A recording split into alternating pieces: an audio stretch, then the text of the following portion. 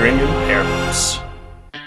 A hearing impairment prevents a person from totally receiving sounds through the ear. Just because they're deaf doesn't mean they can't hear anything. They may only be able to hear sounds that are low enough or loud enough. In addition, people with hearing impairments may or may not have assistive devices. There's a ton of variation in culture and language. Some may consider themselves deaf and proud, they may reject spoken language in favor of sign language, and they also do not call themselves hearing impaired. On the other hand, some try to assimilate into the hearing world. They see deafness as an obstacle that they overcome. If they sign, they will use a system like Signed Exact English, but not ASL. These languages have different structures and signs. ASL is its own language, while other systems stick to English grammar. Some students learn to read lips and speak, and some may fall in the middle and embrace the two worlds. The most important thing to remember is that everyone will be different. A child who is deaf or hard of hearing is usually the only child in the classroom or the community with this disability. Most of these students struggle in reading and English, and often scored 1 to 2 levels below hearing peers in vocab and reading comprehension.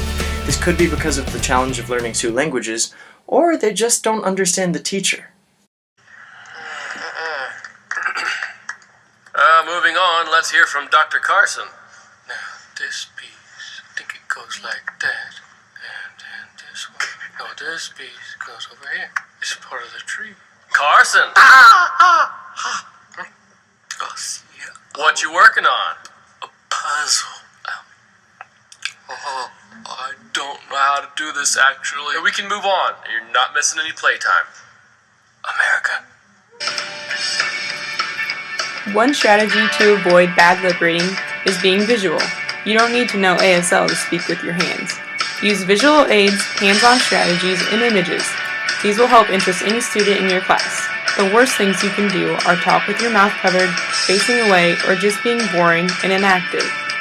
Also remember to be inclusive. These students may have trouble locating the speaker in group discussion. Use strategies like a talking stick or a talking ball. If the student has an interpreter, there may be some lag time before responses. Be sure to allow additional time to answer. Remember, the biggest challenges for students who are deaf or hard of hearing are language and culture. Be exciting, be visual, and be inclusive. Thank you for watching.